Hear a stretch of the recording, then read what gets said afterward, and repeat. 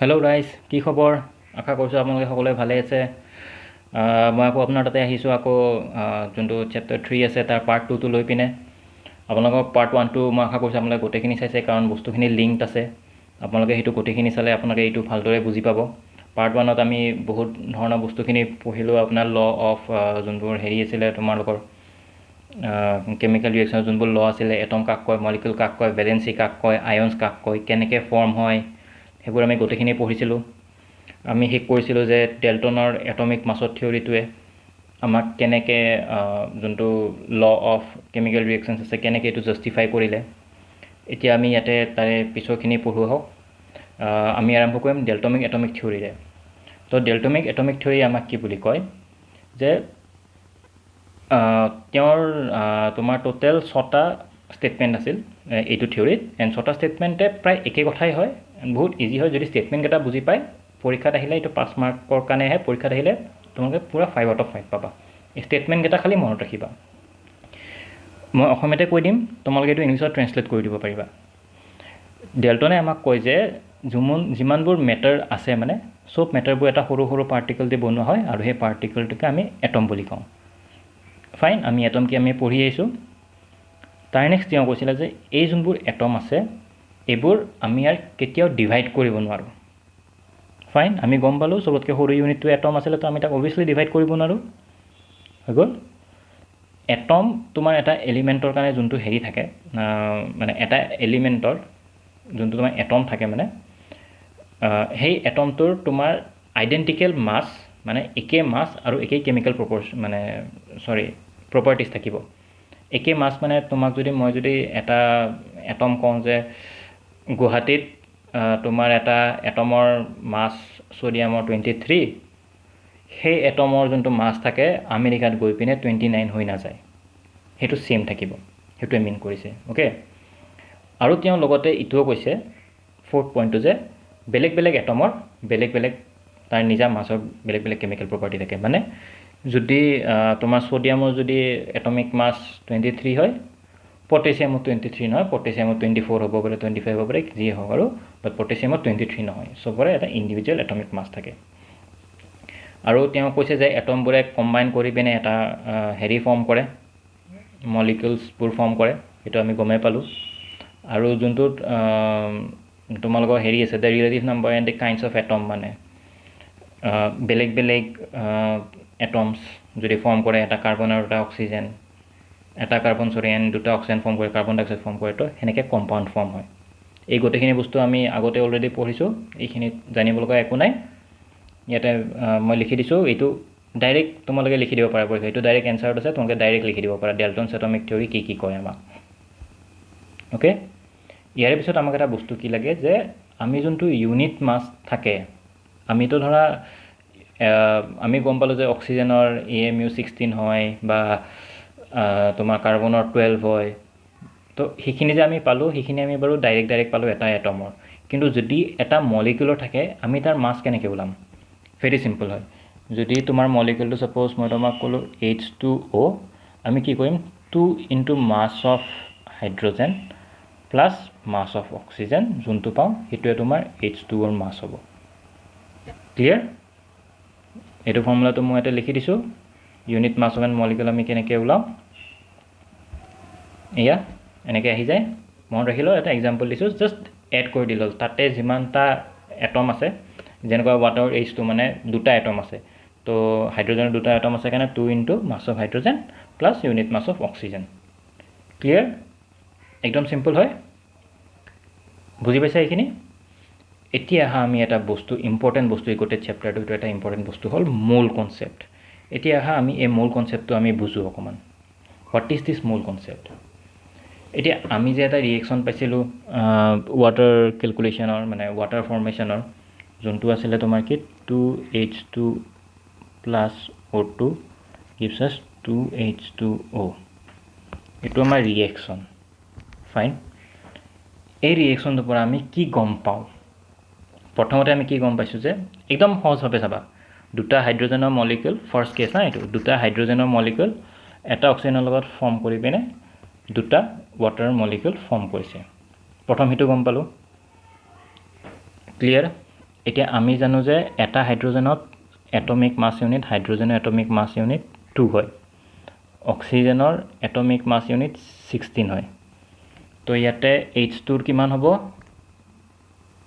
4 clear 2 মানে ইয়াতে দুটা হেৰি আছে ন তো সেইকাৰণে 4 হৈ গ'ল তো 2 ইনটু H2 যে হ'ল তোমাৰ 4 ইউনিট প্লাছ অক্সিজেনৰ দুটা আছে 32 ইউনিট 16 ইনটু 6 সৰি 16 ইনটু 2 32 gives us কিমান 36 আৰু হেনেকে যদি তুমি ওৱাটাৰৰ ওলাইছা ওৱাটাৰ মলিকুলৰ 36 ওলাই এটা এই গোটেই বস্তুখিনি জানিবৰ কাৰণে কোৱা কথাটো ৰিজনটো এটাই তুমি চোৱা এনে বেসিক্যালি আমাৰ বস্তু এটাৰ যদি আমি এডিশন সাবট্ৰাকশন কৰো তাত কি আছে কি নাই বহুত বস্তু আমাক লাগে কিন্তু কেমিক্যাল ৰিঅ্যাকশনত আমি মেইনলি যেতিয়া চাও ন এটো ক্ষেত্ৰতো আমি মলিকুল চাইছো আৰু এটো ক্ষেত্ৰতো আমাৰ 4 কি হ'ল বিকজ হাইড্ৰোজেন মলিকিউলস যোনটো আমাৰ হাইড্ৰোজেন মলিকিউল আছে তাতে দুটা মানে হাইড্ৰোজেন মলিকিউল লগ লাগিছে ইয়াতো আমাৰ মলিকুলে এড হৈছে অক্সিজেন মলিকুলো চাইছো তো আমি চাইছো যে আমাৰ অক্সিজেন বা ন যোনবোৰ হেৰি আছে মলিকুলস আছে সেইখিনি আমাৰ বেছি ইম্পৰ্টেন্ট হয় ৰেডাৰ দেন বাকি মানে তাৰ কালাৰ কেনেকুৱা তাৰ হেৰি কেনেকুৱা তাৰ মানে ইলেক্ট্ৰিক্যাল প্ৰপাৰ্টি কেনেকুৱা তাৰ ফিজিক্যাল প্ৰপাৰ্টি কেনেকুৱা হেবোৰত সবতকৈ বেছি ইম্পৰ্টেন্ট আমাৰ মলিকুলৰ কথাটো তো আমাৰ সাইন্টিষ্টবোৰে কি কৰিলে যে এই যোনবোৰ মলিকুল আছে এই মলিকুলবোৰ আমি মানে কম্বাইন কৰি পিনে আমি এটা কনসেপ্ট উলাও যত আমাৰ এবোৰ ক্যালকুলেশন কৰাত বিহেকে আমাৰ সুবিধা হয় আৰু তাৰে পৰাই যোনটো কনসেপ্ট উলালে সেই কনসেপ্টটো উলালে মোল মানে যেতিয়া এটা কেমিক্যাল ৰিঅ্যাকশন হৈ যায় when a chemical reaction occurs তেতিয়া তোমাৰ আকৌ এবাৰ মই ভালকৈ কৈছো H2 plus O2 gives twice H2O আমি এটা চাও ইয়াতো মলিকুলাৰ মানে দুটা molecule of hydrogen molecule one molecule of oxygen molecule gives 2 molecule of water বুজি পাইছা তো আমি কিছো মলিকুলবোৰ এড হৈছে তো হিয়তে এই মলিকুলটো পাৰে যদি কিবাকে ক্যালকুলেট কৰিব পাৰে এটা ইউনিট উলালে আৰু যোনটোকে আমি মোল কনসেপ্ট বুলি কম clear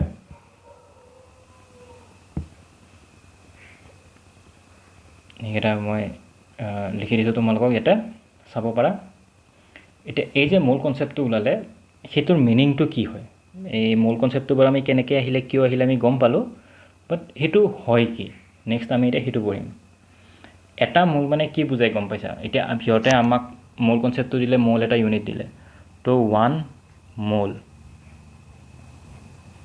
now what is this 1 mole এই 1 mole বলা বস্তুটো হয় কি 1 mole টো আমাৰ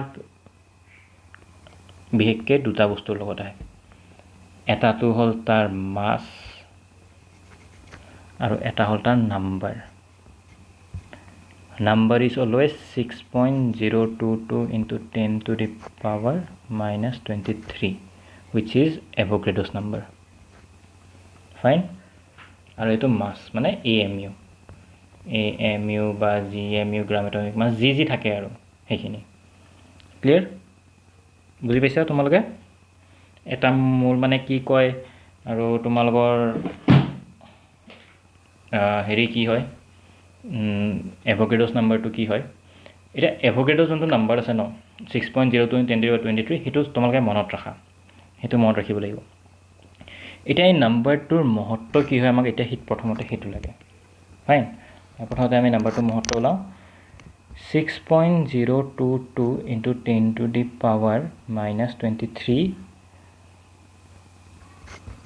তোমাক যদি কয় যে 1 mole of atom then we'll have 6.022 into 10 to the power 23 atom যদি কয় যে 1 mole of electron you will have 6.022 into 10 to the power 23 numbers of electron মানে 1 mole of anything will have this much of number হেতু মনত ৰাখিবা এটা মলত যি দিয়ে ইমান নাম্বাৰ হ'ব সেই বস্তুটোৰে এটম দিলে ইমান নাম্বাৰ অফ এটম হ'ব ইলেক্ট্ৰন দিলে ইমান নাম্বাৰ অফ ইলেক্ট্ৰন হ'ব মলিকুল দিলে ইমান নাম্বাৰ অফ মলিকুল হ'ব তো ইখিনি নাম্বাৰ থাকিবই আৰু নেক্সট কনসেপ্টটো কি কয় যে 1 mole is equal to মানে রিলেটিভ মাস বা molecular mass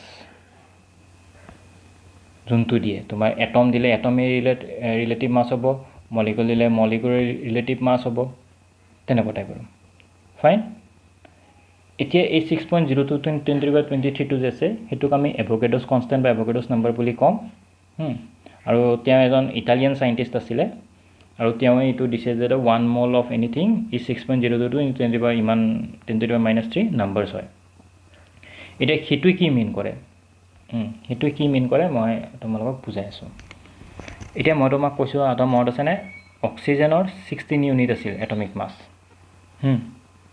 16 unit of atomic mass মানে কি বুজায় 1 এটম অফ অক্সিজেন মন থাকিব 16 ইউনিট অফ এটমিক মানে ইউনিট মানে হল অক্সিজেনৰ 1 এটম অক্সিজেন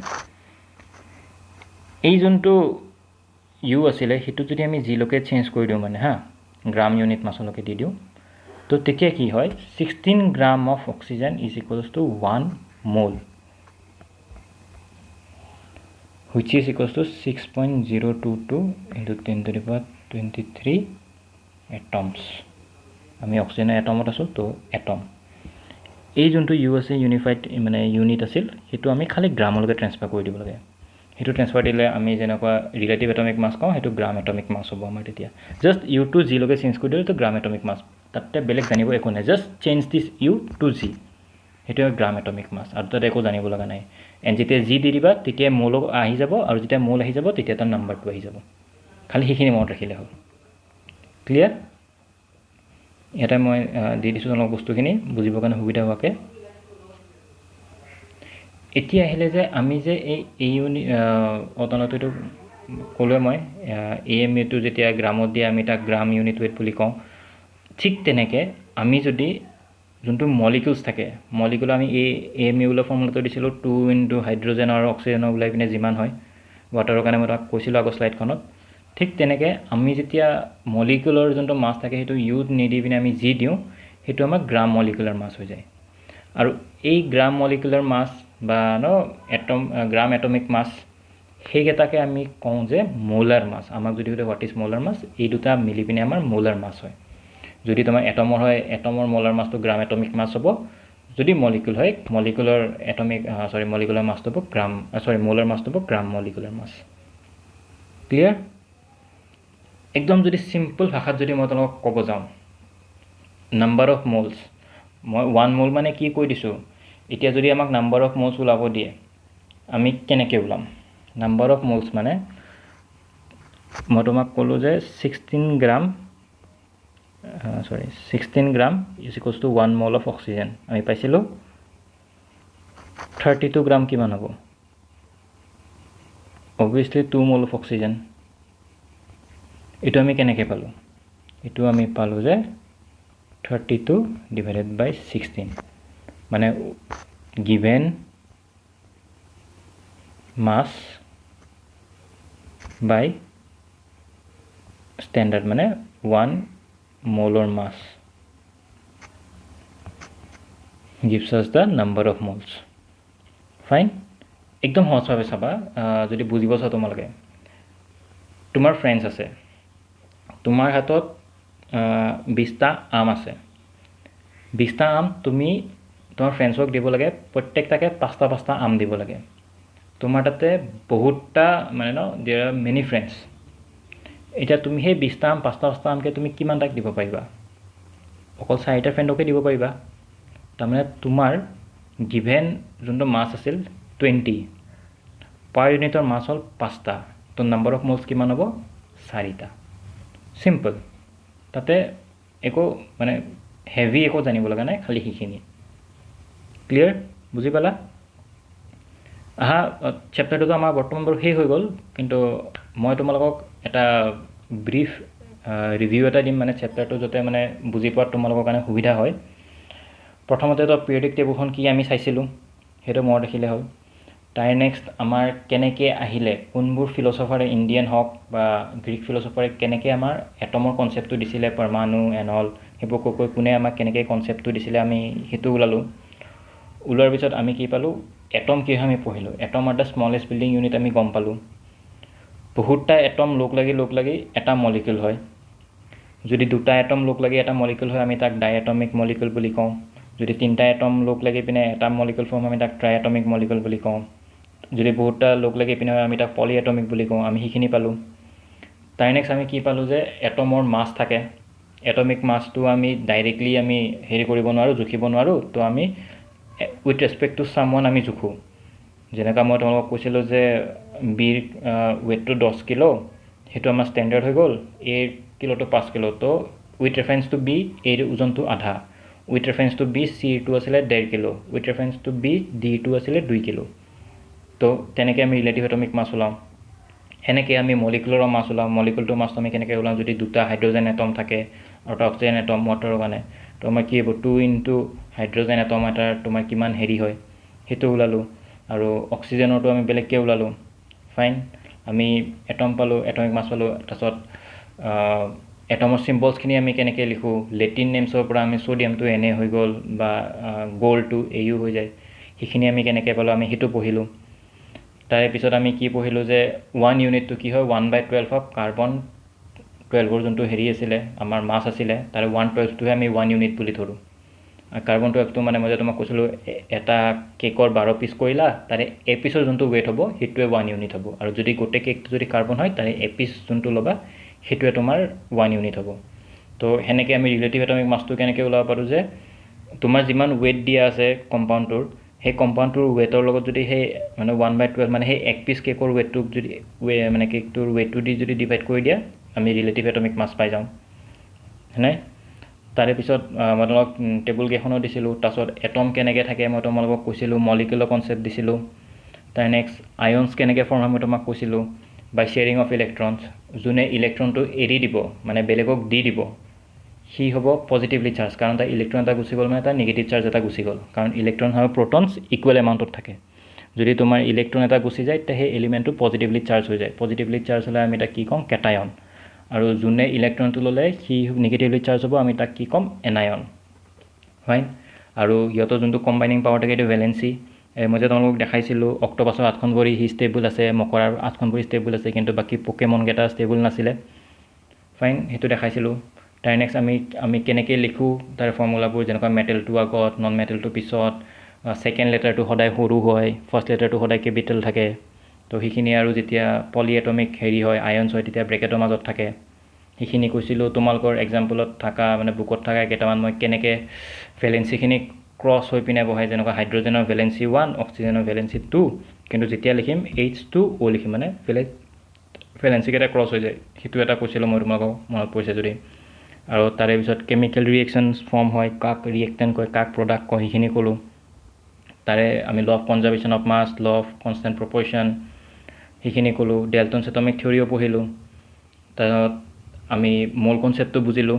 মল মানে কি হয়, যেতিয়া তোমাৰ AMU যোনটো আছে 1 ইউনিট মানে 1 ইউ থাকে, সেইটোত তোমাৰ এটা এটমত যিমান তাৰ ইউ থাকে, মানে ছাপ'জ এটা অক্সিজেন এটমত যদি তোমাৰ 16 ইউ হয়, তাৰ ৰিলেটিভ এটমিক মাছ যদি 16 হয়, তেনেহ'লে আমি তাক যেতিয়া গ্ৰাম মলিকুলাৰ মাছ, গ্ৰাম এটমিক মাছ, অক্সিজেনটো যেতিয়া গ্ৰাম এটমিক মাছত লৈ যাম 16 গ্ৰাম লিখিম। আৰু যদি 32 গ্ৰাম লিখেতো গ্ৰাম মলিকুলাৰ মাছ হৈ যাব। যদি এটাই থাকে তেনেহ'লে গ্ৰাম হেৰি মাছ আমাৰ এটমিক মাছ, সেইটো ল'লোঁ। সেইটো লৈ পিনে আমি সেই মাছটো ওলালোঁ। আৰু তাৰে পিছত আমাৰ সিহঁতে এভোকেডছ নাম্বাৰৰ লগত আমাৰ কেনেকৈ লিংক থাকে, 1 মলিকুলছটো সেইটো amount, 1 molecule of anything will be that number of that thing, but তাৰ গ্ৰাম এটমিক মাছ বা molecular atomic mass of that thing, আমি সেইটো পালোঁ। তাৰে নেক্সট মলাৰ মাছ কাক কয় আমি সেইটো ক'লোঁ। তো সেইখিনি হৈ গ'ল। তো এতিয়া হওক তোমালোক কিতাপত থকা এটা এক্সাম্পল মই তোমালোকক বুজাই দিওঁ, তোমালোকৰ অকণমান সুবিধা হ'ব বুলি মই আশা কৰিছোঁ। এতিয়া চোৱা, ইয়াতে তোমালোকক দি দিছে কি 52 গ্ৰাম অফ হিলিয়ামত কিমান মল থাকে, আৰু ইমান নাম্বাৰছত হিলিয়াম এটমত কিমান হেৰি থাকে, এটমছ থাকে, নাম্বাৰ অফ মলছ থাকে। ইমান যদি তোমাৰ নাম্বাৰছ আছে এটা হিলিয়াম এটমত, তাৰ কিমান মল থাকে। এতিয়া চাবা, মলৰ বেছিক কথা, আমি প্ৰথমতে তাৰ কি ওলাব লাগে, atomic mass of helium. Atomic mass of helium আমি কিমান জানো, 4 ইউ। মই কি কৈছিলোঁ, আমি তাক মলাৰ মাছ ওলাব লাগিলে চিম্পলি মলাৰ মাছ অফ হিলিয়াম, এই যোনটো 4 ইউ আছে 4G লৈকে কনভাৰ্ট কৰি দিম, হৈ গ'ল। তাৰ নেক্সট নাম্বাৰ অফ মলছ কি আছিলে, নাম্বাৰ অফ মলৰ ফৰ্মুলাটো কি দিছিলোঁ এই যে তোমাৰ হেৰি দিছিলোঁ যে মই আমাৰ এক্সাম্পলটো যে তোমাক কিমান দিয়া আছে 52 আৰু এটাৰ মানে হেৰি কিমান হয় 4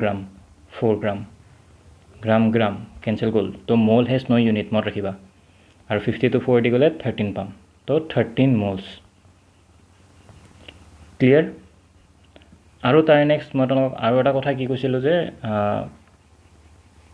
1 মোল মানে 6.022 into 10 to the power 23 numbers of G দিয়া থাকে ইয়াতে আমাক কিমান নাম্বাৰ দিছে 12.044 into 10 to the power minus 23 নে 23 ফাইন তো আমি যদি এইটো কিমান মল ওলাব লাগে যদি আমি সিধা এইটো 6.022 into 10 to the power 23 দি হেৰি কৰি দিম আৰু কাটি দিলে এটা ডাইৰেক্ট 2 হৈ যায় তো নাম্বাৰ অফ মোলছ ইজ 2